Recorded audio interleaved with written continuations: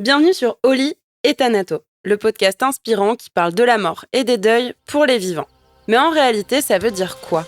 Dans mon approche, tout changement est considéré comme un deuil. Qu'il s'agisse d'un décès, d'une séparation, d'un licenciement, d'un burn-out, d'un accident ou d'une crise de sens, tous les types de deuil sont abordés ici, sans tabou.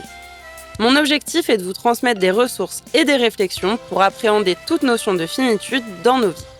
Partager le micro pour témoigner son vécu, décrypter un sujet d'actualité sous l'angle du deuil ou éclairer nos connaissances sur ces sujets, on peut vraiment dire que je parle de la mort et des deuils à toutes les sauces.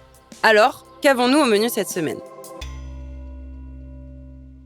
Salut Clémence, je suis ravie de t'accueillir pour ce nouvel épisode. Tu es la créatrice de Become Your Own Mama, même si j'ai un accent anglais qui est vraiment pas le plus parfait. Et je te propose de te présenter par toi-même et de nous dire un petit peu, tu vas déjà nous introduire un peu, je pense, au sujet de cet épisode en te présentant. Ouais, écoute, déjà, je suis ravie d'être là et de pouvoir discuter avec toi.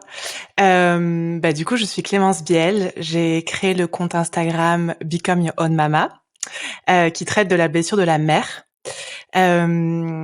J'ai créé aussi un programme d'accompagnement pour aider les femmes à se libérer, en fait, de tous les blocages qu'elles ont hérités de leur relation avec leur maman.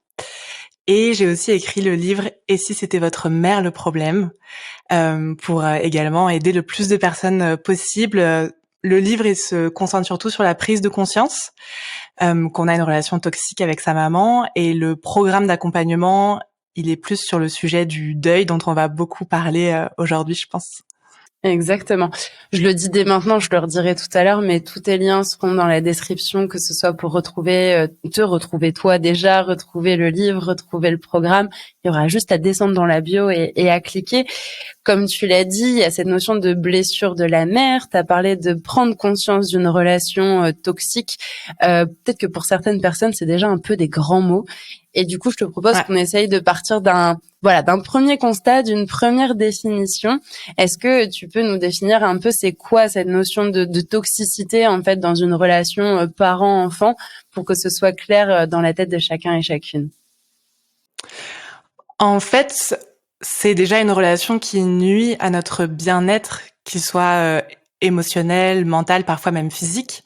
Il y a plein de formes de toxicité, et il y a beaucoup de toxicité ordinaire, insidieuse, pas forcément flagrante, où on peut s'imaginer qu'une mère toxique, c'est nécessairement une mère violente ou quelque chose comme ça. Dans le livre, par exemple, je parle de 7 types de mamans toxiques, donc et encore, la liste n'est pas exhaustive. Ce qu'elles ont en commun, toutes ces mamans qui ont des comportements toxiques, c'est une certaine immaturité émotionnelle, du narcissisme, qu'il soit visible ou déguisé, et de profondes insécurités. En fait, souvent, c'est des comportements toxiques, mais complètement inconscients, pas forcément qui viennent d'une mauvaise intention. Il peut y avoir beaucoup d'amour et quand même des comportements toxiques. Et très souvent, c'est juste un cycle, en fait. C'est les blessures d'enfance de la mère qui ont créé des besoins inassouvis, d'autant plus qu'on est dans une société qui pousse les femmes à se sacrifier pour les autres et à pas écouter leurs émotions et leurs besoins. Donc, ça crée beaucoup de besoins inassouvis, de frustration, et donc des stratégies d'adaptation qui sont très souvent des comportements dysfonctionnels. Ok. Est-ce que tu as des petites phrases un peu peut-être que même des clientes peuvent te rapporter, des petits exemples que les gens se disent ok, est-ce que peut-être moi je peux me reconnaître là-dedans? Qu'est-ce qu'on met derrière ces notions un peu de narcissisme ou de communication un peu déguisée et qui est finalement nocive? Est-ce que tu peux nous donner des petits exemples pour l'illustrer? Par exemple, le narcissisme, on s'imagine souvent la mère narcissique, donc qui utilise ses enfants pour se donner une bonne image d'elle-même, et qui veut toujours en fait s'attirer les louanges des autres en utilisant ses enfants. Mais il y a aussi le narcissisme déguisé, par exemple, de la maman victime. La maman victime, en fait, elle quémande de l'attention en jouant la victime dont il faut prendre soin. Et ça, c'est un narcissisme déguisé, parce que c'est simplement qu'elle est tellement centrée sur son mal-être qu'elle n'a pas l'espace pour répondre et pour s'intéresser aux besoins de sa fille. Une autre toxicité ordinaire qui peut paraître contre-intuitive, c'est la maman qui va dire, par exemple, « tu es ma raison de vivre ». Donc souvent une maman étouffante qui pense qu'elle aime juste trop sa fille et que c'est pas un problème. Comment on pourrait lui reprocher de trop aimer sa fille? Mais en fait, il y a pas de limite saine du coup entre la mère et l'enfant, et ça peut être problématique pour l'enfant qui ne fait pas la différence entre ses émotions et les émotions de sa mère, entre ses besoins et les besoins de sa mère, et qui ne se sent pas autorisé à avoir des frontières personnelles. Voilà. Après, on a les exemples un peu plus flagrant de la maman donc narcissique dont je parlais, de la maman contrôlante qui est convaincue qu'elle sait mieux que ses enfants ce qu'ils ressentent, qui ils sont, ce dont ils ont besoin.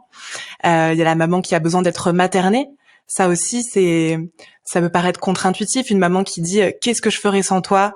On peut trouver ça mignon, mais souvent derrière ça, c'est une maman qui réclame inconsciemment à sa fille l'amour maternel dont elle a elle-même manqué pendant sa propre enfance.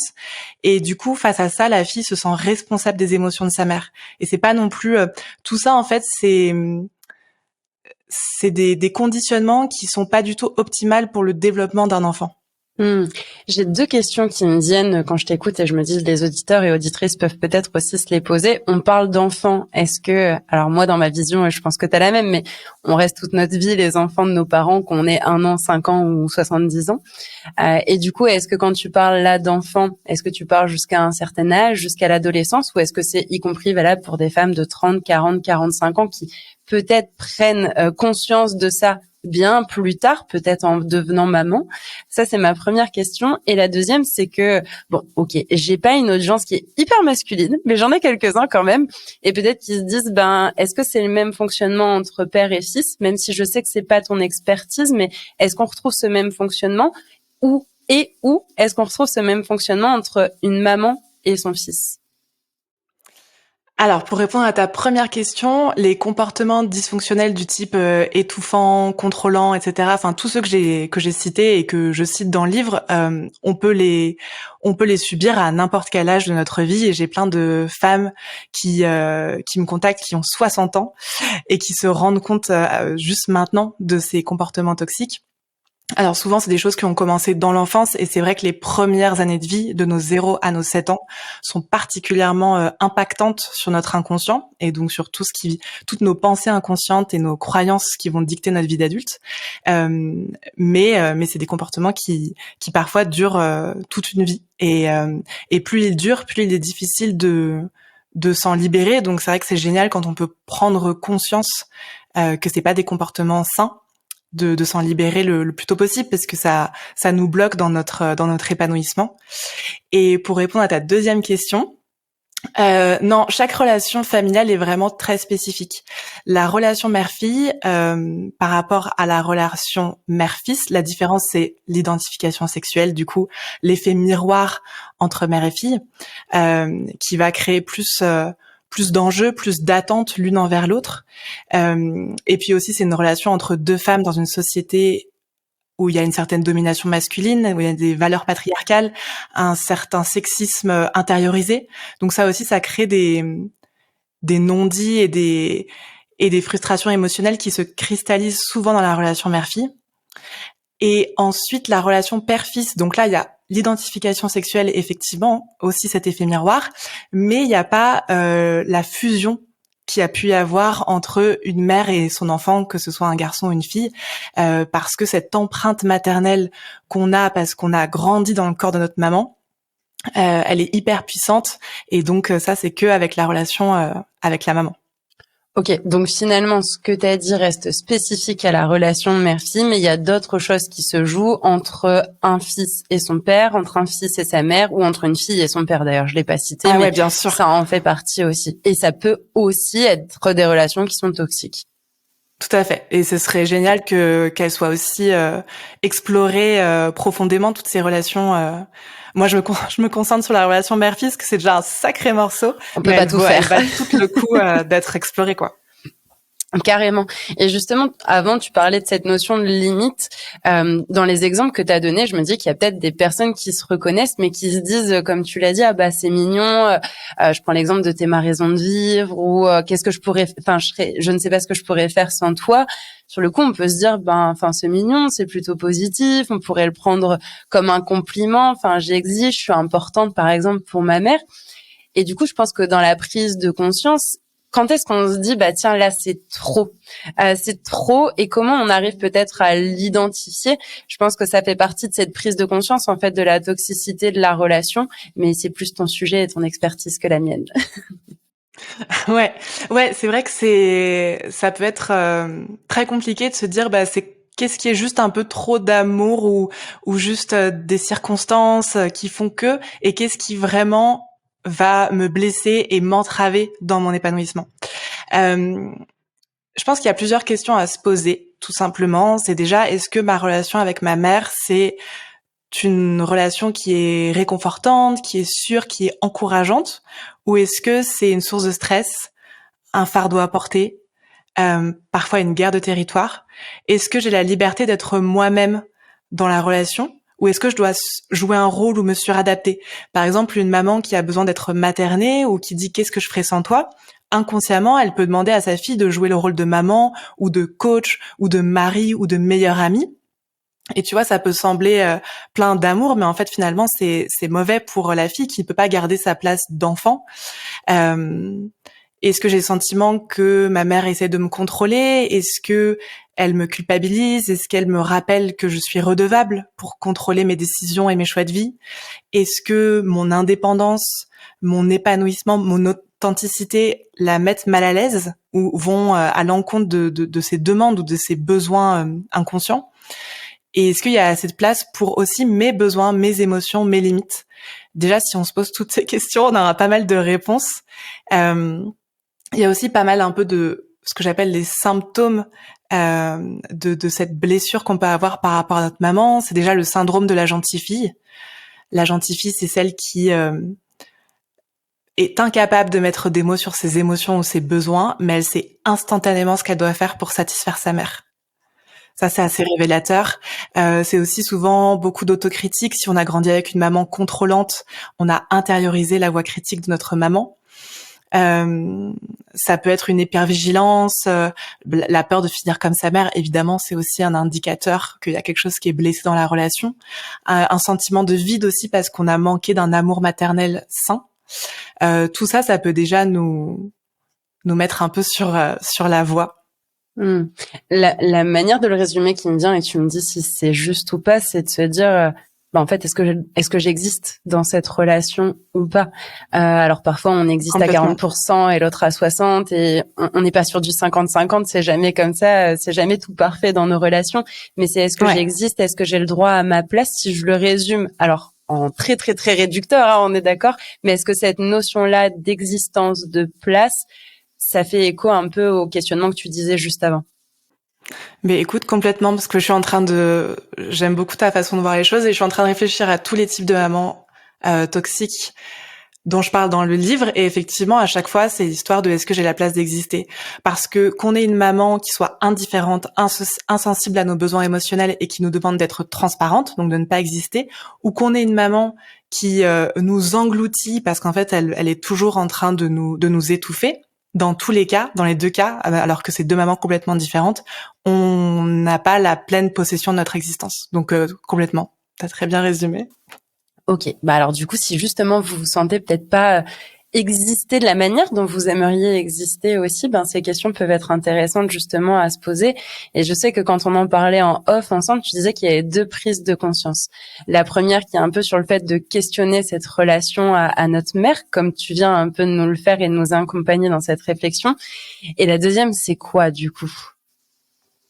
Ouais, en fait, il y a une première prise de conscience qui peut être vraiment un soulagement, parce que on a tellement été invalidés émotionnellement. Bon, dans cette société, tous les êtres humains sont habitués à être invalidés, encore plus quand on est une femme et encore plus quand on remet en question la relation avec une figure d'autorité comme notre maman, qui est souvent sacralisée. Donc quand on se sent enfin comprise et plus seule au monde et qu'on se dit « Ah, mais en fait, je suis pas une fille ingrate et tout ce que je ressens depuis l'enfance, c'est légitime », il y a un gros soulagement, on a l'impression de retrouver un peu notre pouvoir et ça donne du sens à ce qu'on ressent.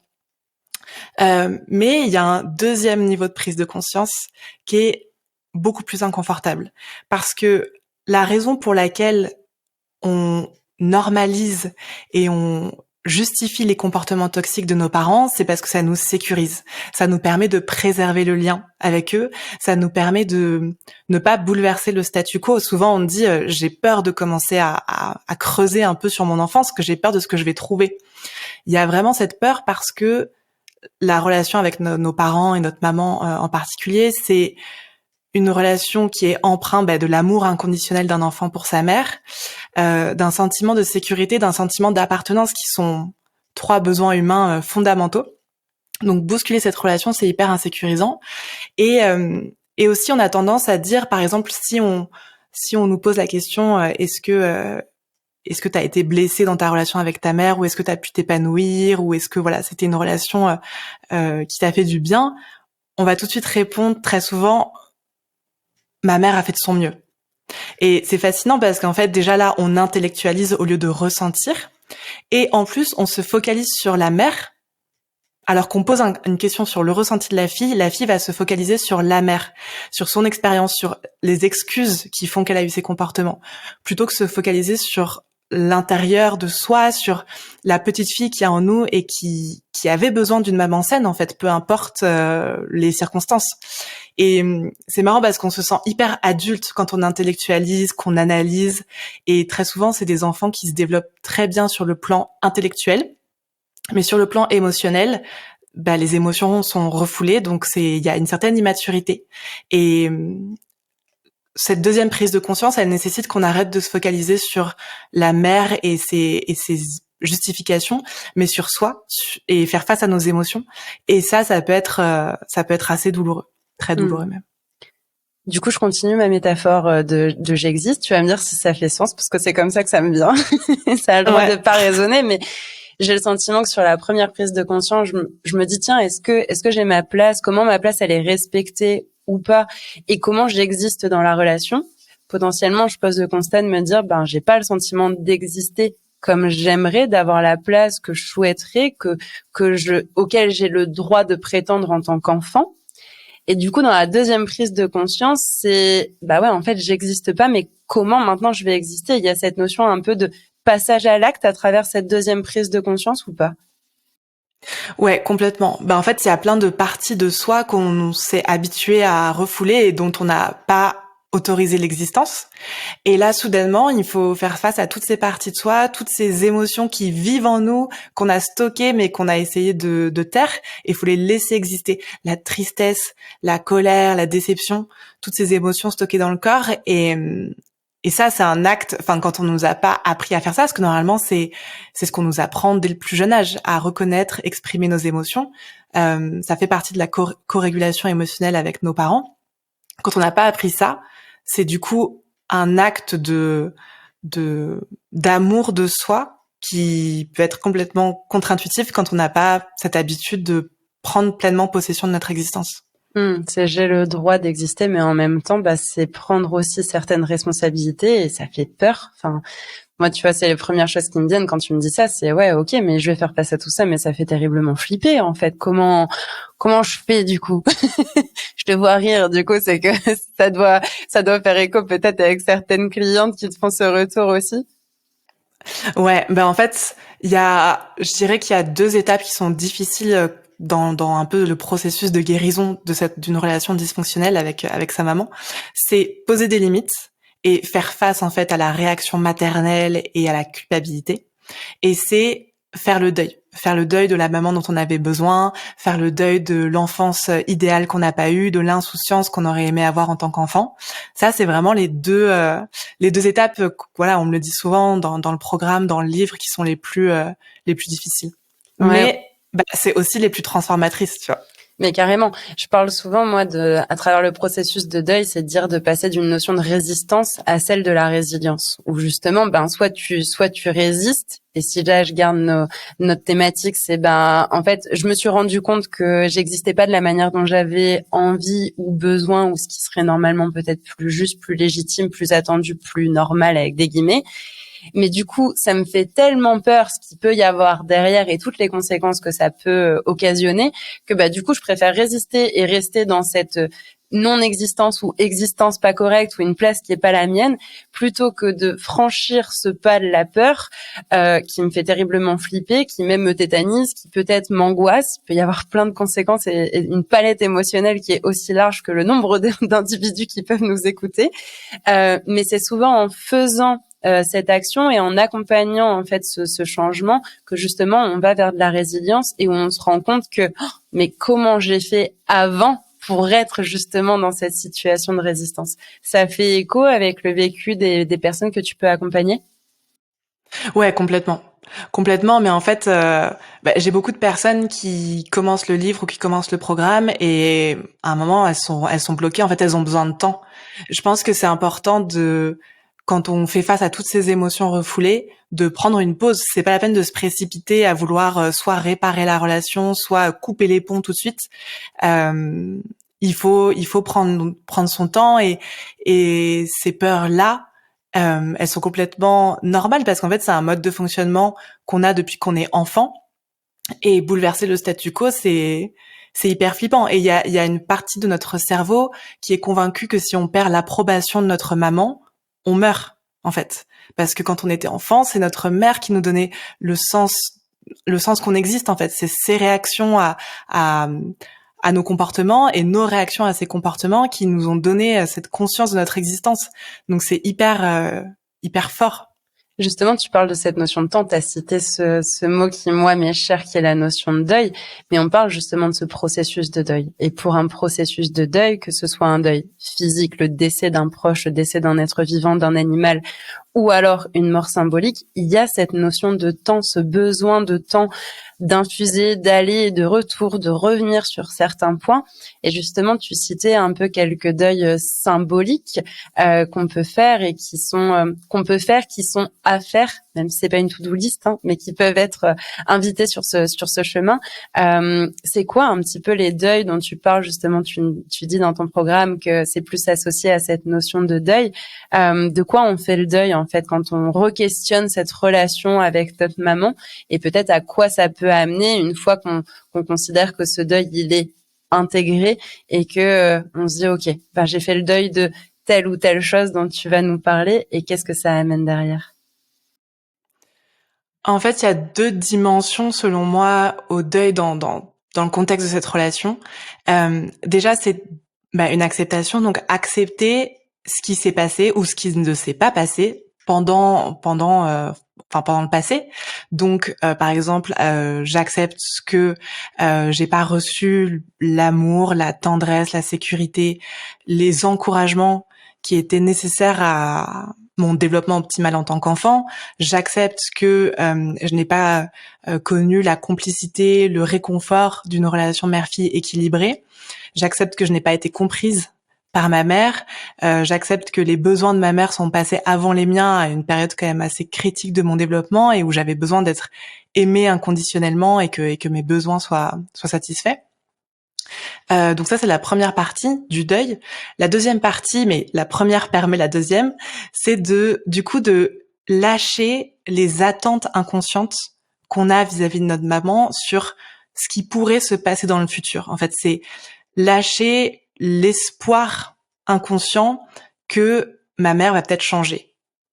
Et souvent cet espoir, il vient avec une sorte de fantasme qu'on alimente, où on se dit si je fais ça, eh bien ma mère elle sera enfin capable de m'aimer pour ce que je suis et enfin on aura une super relation. Donc en fonction de la relation qu'on a eue, ça peut être si je lui montre que j'ai réussi, ou si je prends pas trop de place, ou si au contraire je brille dans tous les aspects que elle valorise.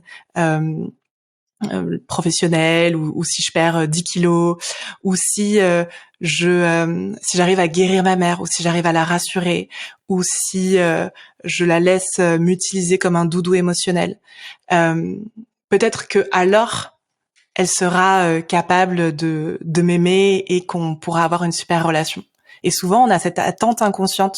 On a toutes en nous une petite fille qui cherche sa maman. Parce que l'amour maternel, c'est tellement fondamental dans notre construction. tout au long de notre vie, c'est tellement important qu'on a souvent toujours des attentes inconscientes. Et le problème de ces attentes inconscientes, c'est que du coup, elles engendrent des choix de vie qui sont pas nécessairement alignés. Si notre maman attend de nous qu'on fasse ceci ou cela et qu'on pense que ça va tout réparer si on accède à ses demandes, on va peut-être faire des choix de vie qui ont rien à voir avec ce qu'on veut vraiment authentiquement. Et c'est ça qui crée aussi des schémas répétitifs et qui nous fait perdre un temps de ouf et qui nourrit aussi la croyance que c'est moi le problème ou c'est à moi de réparer le problème, c'est à moi de trouver une solution. Et si j'en suis pas capable, je suis nulle. Ce qui crée aussi une espèce d'insatisfaction chronique, quoi. Tu parles de ce deuil du passé. Il y a vraiment en fait tous ces besoins que j'avais par le passé, donc ce que j'ai eu ou ce que j'ai pas eu, ce que j'ai peut-être eu en trop ou ce que j'ai pas eu du coup en notion de pas assez, ce dont j'ai manqué, ce qui a pas été là en termes peut-être aussi d'absence. C'est faire le deuil de tout ça, accepter que dans tous les cas ce passé on le changera pas, ça reste une réalité. Par contre, je suis là aujourd'hui au présent et je peux agir dans ce présent pour changer ce futur. Donc, il y a un peu, en fait, ce changement de regard. C'est ça, hein, finalement, de poser le regard sur le présent et de dire, ce passé, il est tel qu'il est. OK, je l'ai analysé, j'ai compris, j'ai pu observer et comprendre qu'il y a une toxicité dans la relation avec ma mère. Soit je reste en résistance, comme on disait, soit j'accepte de parcourir ce chemin, de parcourir ce processus pour rentrer plus dans un état de résilience.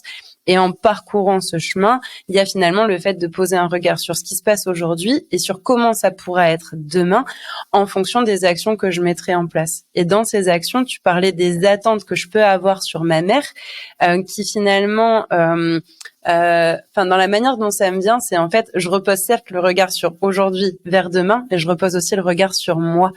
Qu'est-ce que moi je suis capable de faire? Et il y a cette notion de prise de responsabilité plutôt que d'attendre toujours de ma mère ou d'essayer de me conformer pour que ça puisse lui plaire à elle. C'est OK, je suis moi. Et si, en étant moi, ça peut avoir un impact positif sur la relation, alors tant mieux. Tout est bénéfique dans ce cas-là. Mais sinon, en fait, la seule personne qui peut exister et vivre, pour reprendre des mots qu'on a eu tout à l'heure, pour moi-même et par moi-même et avec moi-même, c'est moi et uniquement moi. Est-ce que je t'ai perdu ou est-ce que ça va? Non.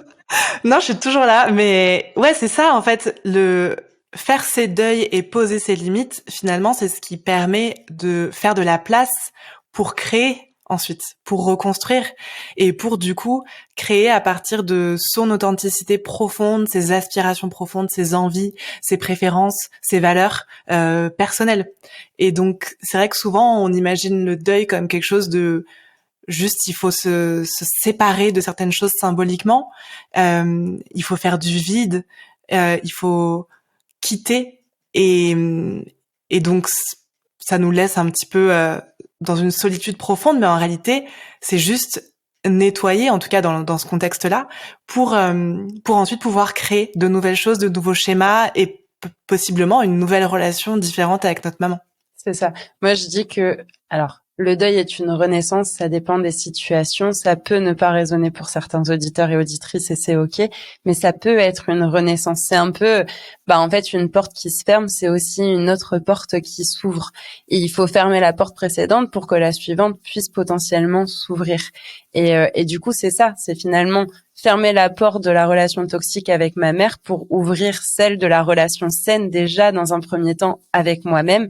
Et si ça peut faire des petits et avoir des graines positives sur la relation avec ma mère, et du coup ça anticipe un peu une question que je voulais te poser, donc je parlais de cette notion de graines où ça peut avoir des graines positives sur la relation avec ma mère et avec d'autres femmes. Est-ce que ça a un impact tout ça sur cette notion de féminité, de maternité, d'être femme dans ce monde, ou est-ce que c'est totalement décorrélé?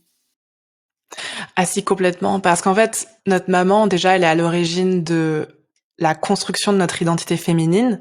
Encore une fois, une identité féminine qui est la plupart du temps blessée parce qu'on est dans un contexte d'une société patriarcale, donc qui infériorise les femmes.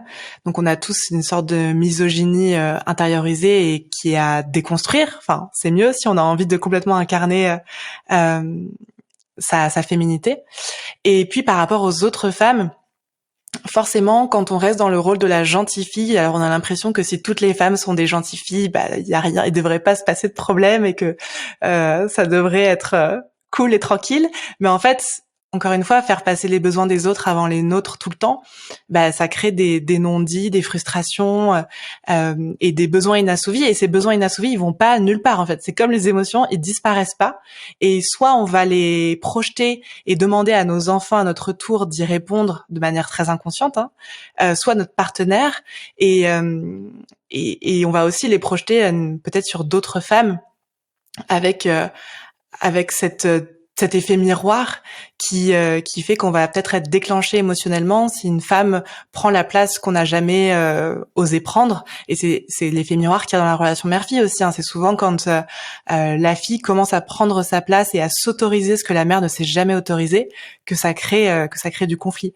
Donc moi je dis toujours quand vous arrêtez d'être une gentille fille, vous le faites pour vous, mais aussi vous montrez à toutes les autres femmes que c'est ok de pas rester dans ce rôle-là et qu'il y a de la place pour tout le monde. Le syndrome de la gentille fille aussi, c'est parce qu'on est dans une société qui nous imprègne d'une mentalité de manque et qui nous fait croire qu'il n'y a pas assez de place pour les émotions de tout le monde et pour toutes les femmes, qu'il y aura qu'une femme qui sera choisie et qui aura la chance d'être protégée et d'être mise sur un piédestal, et puis toutes les autres elles vont finir seules. Alors qu'en fait, il y a de la place pour tout le monde et donc, plus on incarne notre pouvoir et notre féminité, et plus on le montre les unes aux autres, quoi.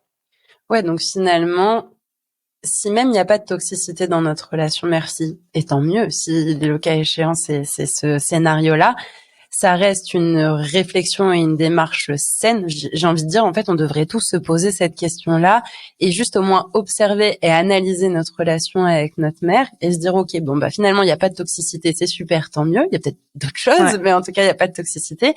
Et s'il y a de la toxicité, j'apprends à poser mes limites, à vivre et à exister pour moi. Et du coup, la question qui me vient derrière, c'est de se dire, je pense que ça doit arriver certainement à des personnes que tu accompagnes, qui en arrive à un point où c'est plus possible d'avoir une relation avec ma mère parce que justement mon existence ou ma manière d'exister ou ma manière de prendre la place rentre tellement en opposition que finalement peut-être l'une des seules options viables au sens émotionnel et bien-être mental et santé mentale aussi, c'est finalement de couper le lien, sans souhaiter du mal à sa mère, c'est pas ça, mais juste de couper le lien et avoir cette notion de détachement qui est aussi un deuil. Est-ce que c'est le cas déjà? Est-ce que ça arrive et peut-être plus souvent ou moins souvent qu'on le pense? Je trouve à mon sens que ça arrive plus souvent qu'on ne le pense. Je m'attendais pas quand j'ai créé le compte Become Your Own Mama, je m'attendais pas à ce qu'il y ait autant de femmes qui aient déjà coupé les ponts depuis de nombreuses années. Et c'est quelque chose qui est extrêmement difficile. On n'est pas obligé de couper les ponts de manière définitive aussi. Ça, souvent, on me dit, mais est-ce que je dois couper les ponts? J'ai peur de le regretter. Parfois, il suffit juste d'une distance émotionnelle, en fait. Mais parfois, c'est nécessaire. Et quand c'est nécessaire pour notre bien-être émotionnel, il n'y a pas à discuter. On a le droit à nos limites puisqu'on a le droit d'exister. Donc ça nous donne le droit, même sans avoir à nous justifier. Je pense que ce qui est important à ce moment-là, quand on coupe les ponts, c'est d'accepter de ressentir toutes les émotions un peu inconfortables que ça va créer. Donc certainement de la colère, mais aussi de la tristesse, parce que c'est quand même pas du tout câblé dans notre cerveau. On n'est pas du tout conditionné pour couper les ponts avec notre père, qui est notre première histoire d'amour, qui est notre premier rôle féminin de notre vie, qui est à l'origine de nous. Enfin, c'est hyper difficile. Donc il faut être capable d'accepter de ressentir toutes ces émotions difficiles. Aussi faire face à la culpabilité en ayant vraiment en tête que la culpabilité, c'est pas une émotion innée comme la tristesse ou la joie. C'est une émotion qui est conditionnée par ce que nous a appris la société, notre famille. Donc souvent, on va être énormément culpabilisé si on décide de couper les ponts, sans qu'on essaye même de comprendre le pourquoi du comment. Et donc ça, il faut vraiment essayer de s'en détacher et même si la culpabilité nous traverse, se rendre compte que c'est pas parce que je me sens coupable que je suis coupable.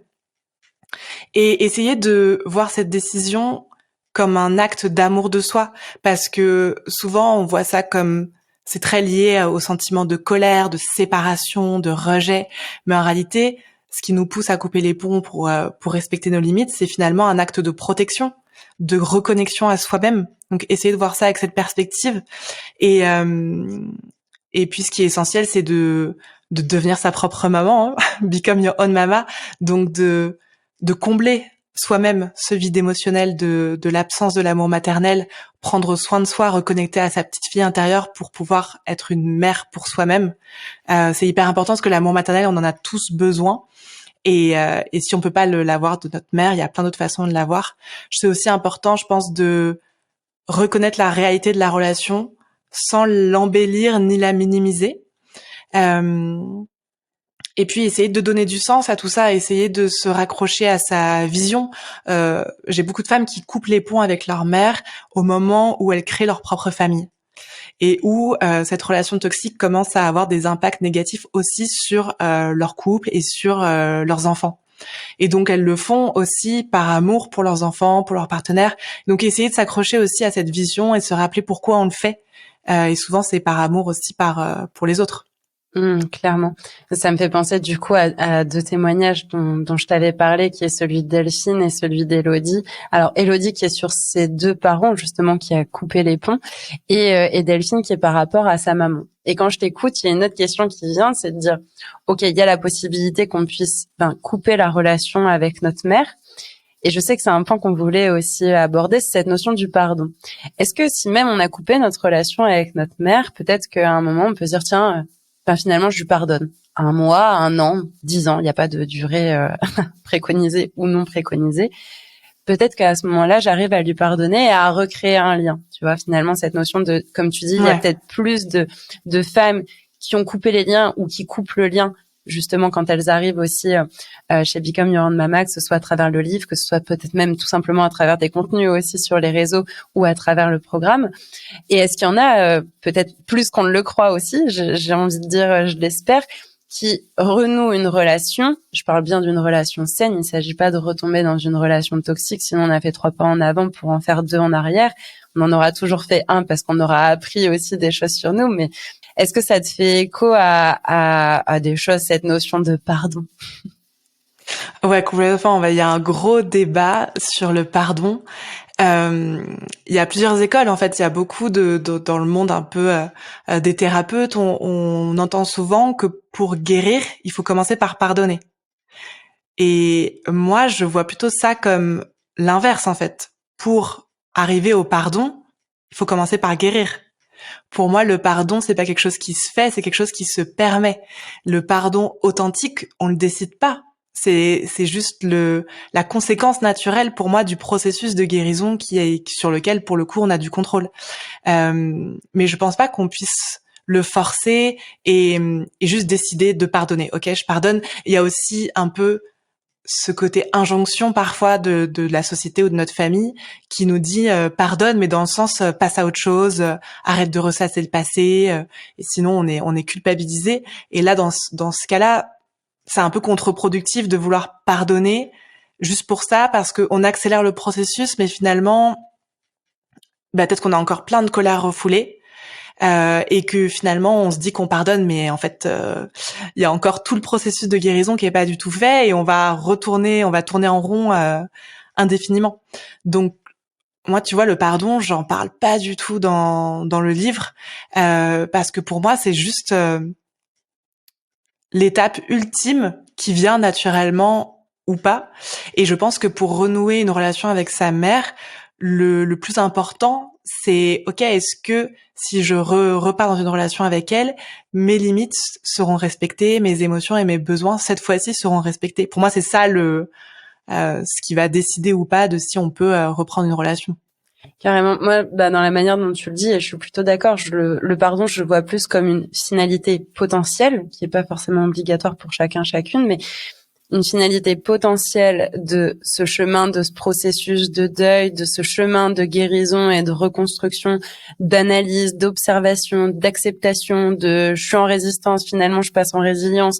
Tout ce temps qui fait que finalement, à un moment, j'arrive à me dire, ok, je lui ai pardonné pour tout ce passé, pour cette maman que j'aurais aimé avoir, mais que j'ai pas eu, pour ce dont j'ai manqué, pour ce que j'ai eu en trop et qui au contraire m'a étouffée.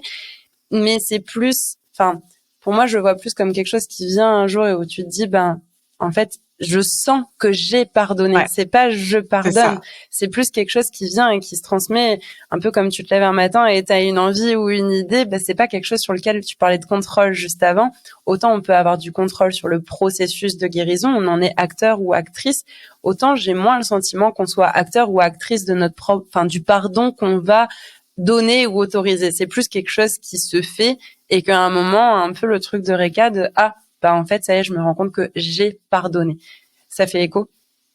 Ah ouais, je suis complètement d'accord. Ouais. Et je pense qu'en fait, s'obliger, enfin, tu vois, vraiment se mettre la pression à se dire il faut que je pardonne, je pense vraiment que ça peut être contre-productif. Je pense aussi qu'il y a beaucoup de situations différentes, toutes les relations sont uniques. Et là, on parle beaucoup de toxicité ordinaire, tu vois, mais il y a des choses parfois qui sont tellement, enfin, particulièrement violentes et je suis pas sûre qu'on puisse demander à quelqu'un de pardonner. Donc je pense qu'il faut laisser voir si ça vient ou pas. Clairement. Et c'était un peu le discours justement d'Élodie qui a vécu des choses qui étaient. Tu parles de cette notion de violence, qu'elle soit physique ou morale. Ouais. Je les mets dans le même lot, qu'importe comment elle se manifeste. Et où en fait, aujourd'hui, elle est pas apte à pardonner. Enfin, en tout cas, au moment de Ouais. l'épisode, je peux pas me permettre de parler pour elle aujourd'hui, mais au moment où on a enregistré cet épisode, et elle le dit, peut-être qu'un jour ça changera, mais aujourd'hui c'est comme ça. Et d'ailleurs, Delphine a aussi ce même discours. Mais je pense que c'est honnête, ouais. Ouais. Et puis d'accepter ça, quoi. et puis comme tu dis, chaque chemin est différent et c'est pas parce que telle personne fait de telle manière qu'il faut faire comme ça. Encore une fois, c'est cette notion de j'exige, je pose mes limites, je m'autorise, je regarde ce qui est important pour moi, quels sont mes besoins, comment je deviens ma propre maman. Et du coup, tu nous en as déjà diffusé certaines, des petites astuces ou des réflexions. Est-ce que peut-être pour conclure cet épisode, tu avais envie de nous partager des ressources? Donc, comme je disais, ce sera aussi en lien dans la description, mais peut-être des exercices, des réflexions ou des pratiques. Qu'est-ce que tu as envie de nous partager pour peut-être accompagner les femmes qui ont envie de se questionner ou qui sont déjà peut-être en questionnement sur leur relation avec leur mère? Je pense que déjà, il faut vraiment commencer, parce que quand on fait ce travail qui est peut-être un des plus inconfortables à faire dans notre vie, c'est déjà faire le point sur ce dont on a besoin pour se sentir soutenu au maximum dans tout ce travail émotionnel. Donc, est-ce que j'ai besoin plutôt d'écoute? Tu vois, j'ai besoin de qu'on écoute mon histoire. J'ai besoin que quelqu'un soit disponible pour moi avec empathie, avec bienveillance. Et dans ce cas-là, je vais plutôt chercher un suivi individuel avec un thérapeute, si possible, qui est formé ou qui est sensible aux problématiques de l'attachement. Est-ce que j'ai plutôt besoin de structure? J'ai besoin d'un plan d'action, j'ai besoin de savoir où je vais. Et pour ça, il y a le programme Become Your Own Mama qui permet vraiment de suivre une méthode étape par étape qui peut donner de la clarté, tu vois. Mmh. Est-ce que j'ai besoin d'appartenance? J'ai besoin de partager avec des personnes dont l'histoire résonne avec la mienne. Et donc peut-être de trouver une communauté ou un coaching de groupe avec des gens qui vivent la même chose que moi. Est-ce que j'ai besoin de sécurité? Est-ce que j'ai un environnement actuellement qui est assez sécurisant? Mon lieu de vie, mes routines, est-ce qu'elles manquent? Est-ce que je suis entourée de personnes qui sont bienveillantes, qui respectent mes limites? Voilà, est-ce que j'ai des personnes qui sont matures émotionnellement et vers lesquelles je peux me tourner? Je pense que ça, c'est vraiment la première grosse étape pour aller affronter tout ça. Et puis après, c'est surtout tout le travail émotionnel dont on parlait, donc reconnaître, valider, exprimer nos émotions. Et je trouve que là, ce qui est intéressant, c'est de réfléchir à notre façon préférée d'exprimer nos émotions. Tu vois, dans le livre Et si c'était votre mère le problème, je propose des exercices d'écriture, de journaling, d'introspection. Donc là, c'est à travers l'écriture. Dans le programme Become Your Own Mama, il y a pas mal d'exercices aussi d'introspection, mais il y a beaucoup de filles qui n'aiment pas écrire et qui vont en fait se répondre en faisant des espèces d'enregistrements, tu sais, des notes vocales à elles-mêmes qu'elles vont réécouter après et ça leur permet de comprendre mieux leurs émotions parce qu'il y a plein de choses qui passent par le verbal, des mots où elles ont buté ou des mots qu'elles vont répéter et ça leur permet d'analyser les choses. Et puis il y en a, ça va être soit avec un thérapeute, vraiment une relation one-to-one ou alors des activités créatives. Ça, c'est important, je pense, de trouver un peu la meilleure façon d'exprimer ses émotions. Et ensuite, tout simplement, à partir de ce travail émotionnel, faire de la place en faisant les deuils symboliques, en posant des limites, pour pouvoir ensuite se reconstruire, créer, explorer.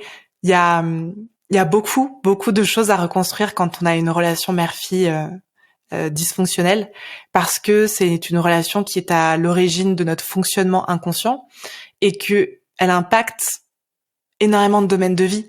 Donc il va falloir aller essayer de construire un attachement sécure qu'on n'a pas construit dans l'enfance, réparer, combler le manque d'amour maternel en devenant sa propre maman, se rééduquer sur le plan émotionnel et relationnel, reconstruire son identité féminine, explorer son potentiel aussi, parce que souvent on a grandi avec des croyances limitantes et on n'a pas été assez encouragé ou on nous a pas permis d'échouer.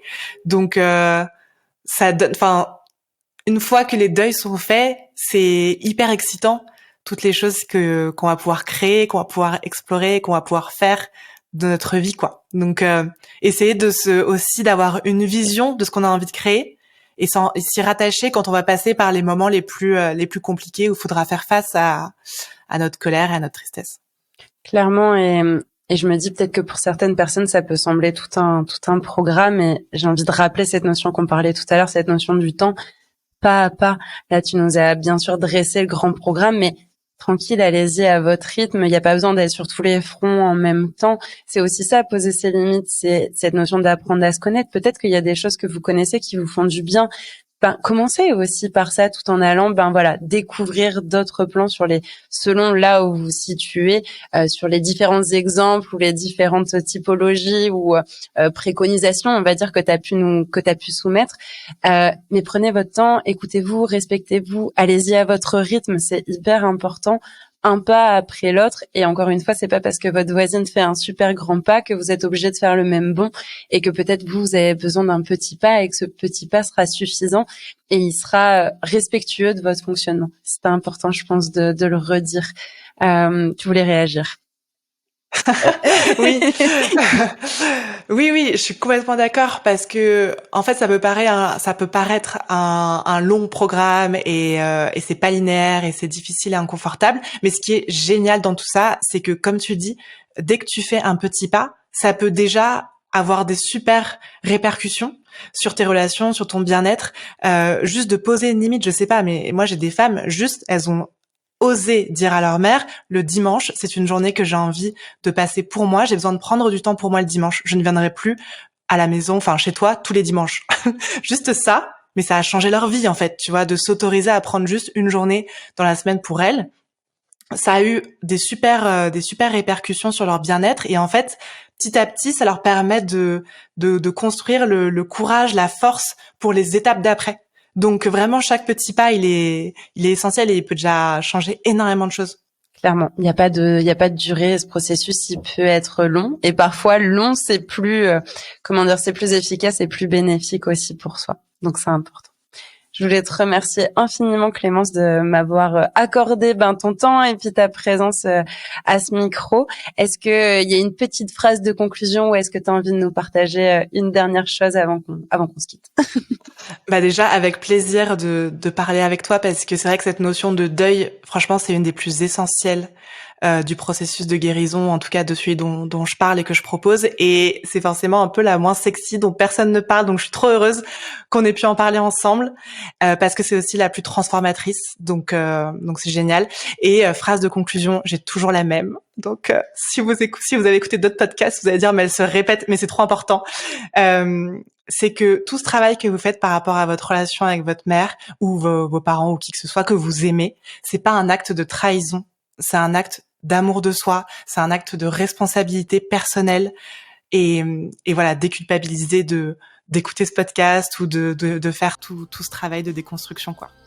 Merci d'avoir apporté ta petite graine avec moi pour déconstruire tout ça et construire ou reconstruire autre chose. Ce sera la mienne de phrase de conclusion. Merci infiniment, Clémence. À très vite. Salut. En parlant de ces sujets, nous leur faisons une place dans nos sociétés, et c'est ainsi que les tabous peuvent se lever. Je suis vraiment convaincue qu'il est possible de développer notre résilience face à la finitude et au deuil de nos vies. Si vous voulez soutenir mon travail, vous pouvez vous abonner et noter le podcast sur votre plateforme d'écoute. N'hésitez pas aussi à le partager autour de vous et sur vos réseaux. Merci pour votre soutien et sachez que vous pouvez même faire un don. Si vous traversez un deuil et que vous souhaitez être soutenu sur ce chemin, réservez votre séance découverte pour me poser toutes vos questions et connaître ma philosophie d'accompagnement. Mais d'ailleurs, que voulez-vous au menu dans les prochains épisodes ?